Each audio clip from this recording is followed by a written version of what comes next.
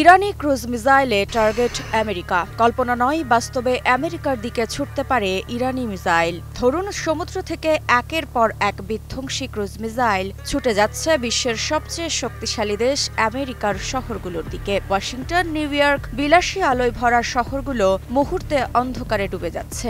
Iran যে শক্তি দেখাতে চাইছে সেটি আর নিছক হুমকি বলে মনে হচ্ছে না, বরং সম্ভাবনার ছায়া তৈরি করছে।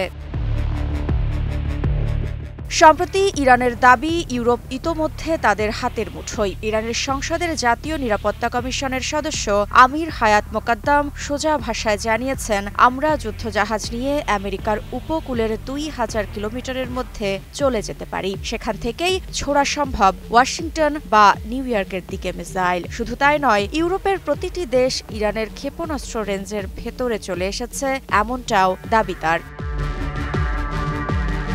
কিন্তু প্রশ্ন জাগে, ইরানের হাতে কি সত্যিই এমন সামরিক সক্ষমতা আছে? ইরানের দীর্ঘ পাল্লার ক্রুজ মিসাইল হোভে ইজেহ এর রেঞ্জ ধরা হয় 1350 কিলোমিটার। নৌবাহিনীর আবু মাহদি মিসাইলের পরিসীমা প্রায় 1000 কিলোমিটার। এগুলো দিয়ে ইউরোপ টার্গেট করা সম্ভব হলেও আমেরিকার মূল ভূখণ্ডে আঘাত হানতে হলে আরও এগোতে হবে সমুদ্রের গভীরে। আর এখানেই ধরা দেয় সীমাবদ্ধতা। ইরানের পুরনো নৌবহর দীর্ঘদিন সমুদ্রে অবস্থান করতে সক্ষম নয়।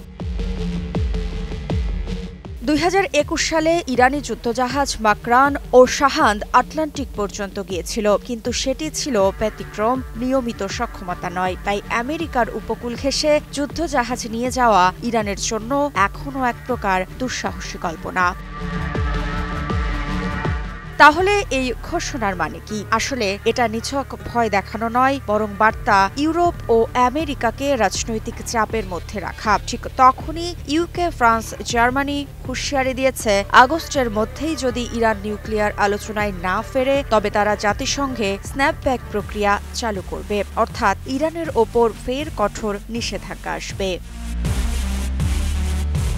শুধু কথায় নয়, ইরান ইতোমধ্যে প্রমাণ দিয়েছে। শত শত ড্রোন ও মিসাইল ছুড়েছে সরাসরি ইসরায়েলের দিকে। বেশিরভাগই আটকানো হলেও বিশ্ব দেখেছে ম্যাসিভ সালভো ছুটতে ইরান সক্ষম। এই অভিজ্ঞতা থেকেই তেহরান জানাতে চাইছে, যদি চাপে ফেলা হয় তবে আকাশ, সাগর, স্থল সব জায়গায় তারা জবাব দিতে প্রস্তুত।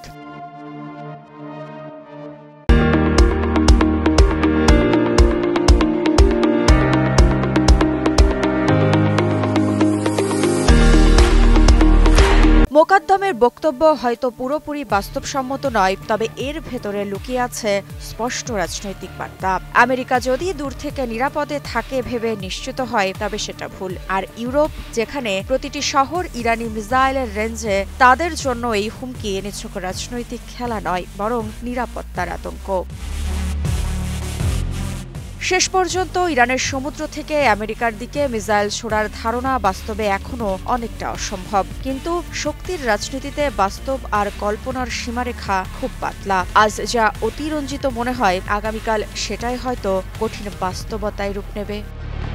মৃত্তিকা সিনহা বিশ্বাস, নিউজ 24।